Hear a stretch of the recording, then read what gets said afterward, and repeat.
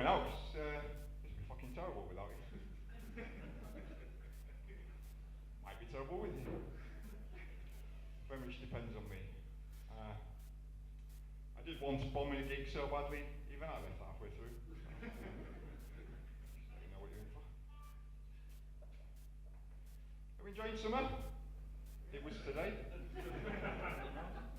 Particularly like summer. I just can't stand winter. The reason for that is I suffer from seasonal affective disorder, which if you don't know what that is, it's like the Asda Smart Voice version of a mental illness. It just makes you miserable. I'm 48, I'm balding, I live in Hull. I've got enough to be miserable about, frankly. Seasonal affective disorder, it's not the greatest of the illnesses, but it's the best named of the illnesses. I found this thing, it makes people miserable. What are you calling it? Sad. Fucking get in. Because if you've got something like obsessive compulsive disorder, that's a terrible name, because it's not alphabetical order, is it?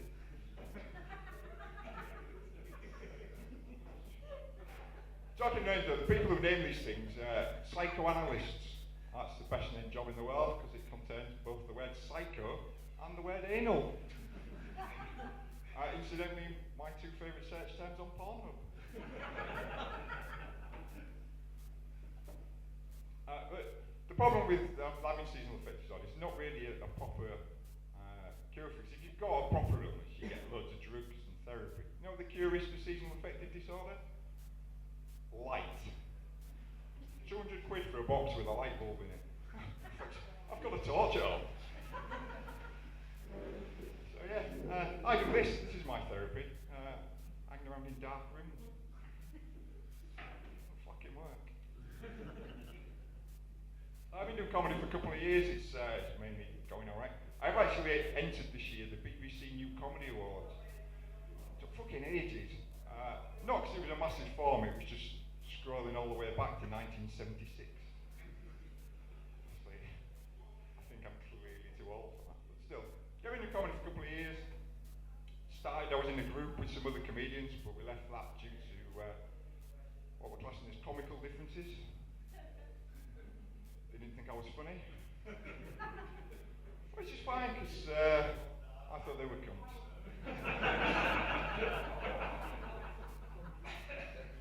Perhaps we were both right. When I left this group, she said, "Oh, you've left the group, that makes you like Robbie Williams." I don't fucking think it does. Because when Robbie left Take That, he signed a multi-million-dollar record deal, did a shitload of coke, and played in front of tens of thousands of people at Linwood. I haven't done a shitload of coke. My total earnings from comedy as of this morning, £618.50p. I feel this also explains why I haven't done a shitload of coke. That is £618.50p. That is before tax, of course. After tax, it's exactly the same as cash in hand, isn't it? And I even played in front of tens of thousands of people at Linwood. I did once play in front of two men and a dog, just outside Barnsley. To be fair, one of my better audiences. Apart from the two men.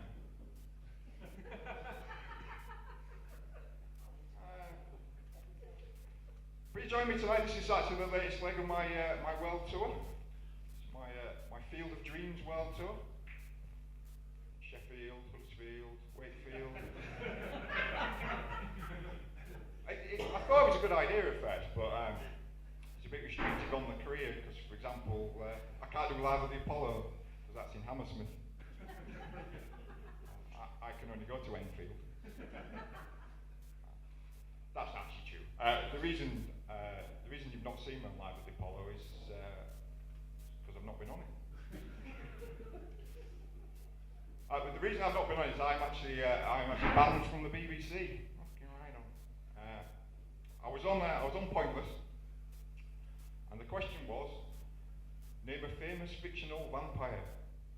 So contestant number one said Dracula. Pretty obvious, 87 points. Contestant number two, they said the one from the Twiglet films. 78 points. Xander turns to me. He said, name a famous fictional vampire. All vampires are fictional, dickhead. Yeah, band. Oh, believe it. How are we doing? What else to tell you? In the last week, I've become vegetarian. 48 years old, so I've become vegetarian. I'm not a vegan, I'm not a complete fucking idiot. You need to know the difference between a vegetarian and a vegan. If I'd have been a vegan, I would have told you 6 minutes ago.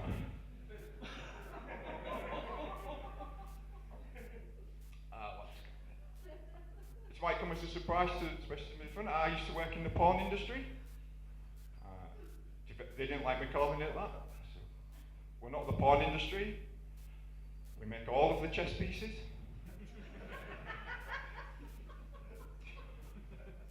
Oh, it was a good job though. It was fairly easy. You know, you had your board, your pieces, instructions. Everything was very black and white. But what I didn't like about it is you had to work shifts. Because like 1 week you'd be on days making rugs, and then the next week you'd be on nights.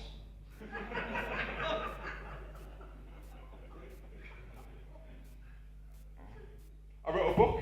I wrote a medical book, the giant book of the human body. 660 pages. 667 if you include the appendix. I used to do loads of book jokes, but some of my audiences didn't quite get them. And one night at a gig in Barnsley, I had to explain what a book was. 3 hours of my life for not getting back.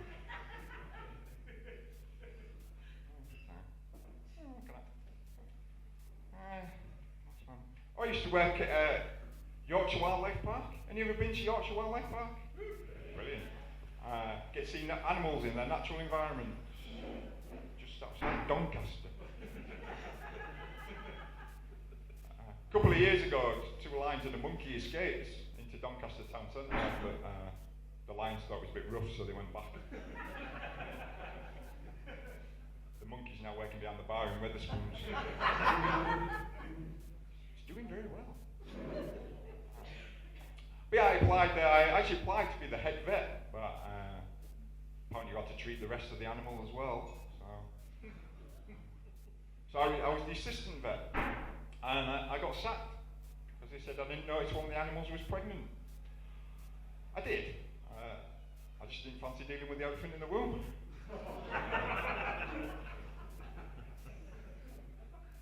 Yeah, sorry, that's the best joke you're getting tonight, I'm afraid. Well, it is from me, anyway. So, anyway, nearly running out of time. So, I say thanks for coming out. I hope you've enjoyed it. If you've not, just keep it to yourselves. No one likes the grass.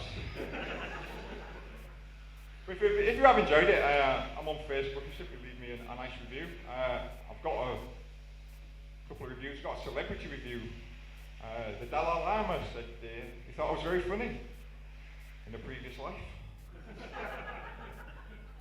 And I got a review, I think it was from my doctor. I assume it was from my doctor, because he just put, please, get better soon. But yeah, comedy's going alright. I've got a few ambitions left in comedy. Obviously, playing a Friday night in Wakefield's one of them. But yeah, like all comedians, I think I want to make it, big up, play somewhere like the O2.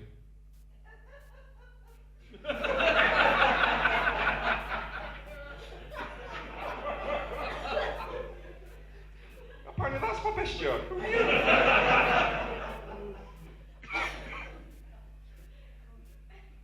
Yeah, it's really my ambition to play somewhere like that. Finish the set, walk to the front of the stage, just stand there as the audience all rises, massive standing ovation, just stand in the spot, take it all in, finally be happy, finally achieve my goal. Getting free light therapy. That's all I'm in it for. Thanks so much, enjoy the rest of your night.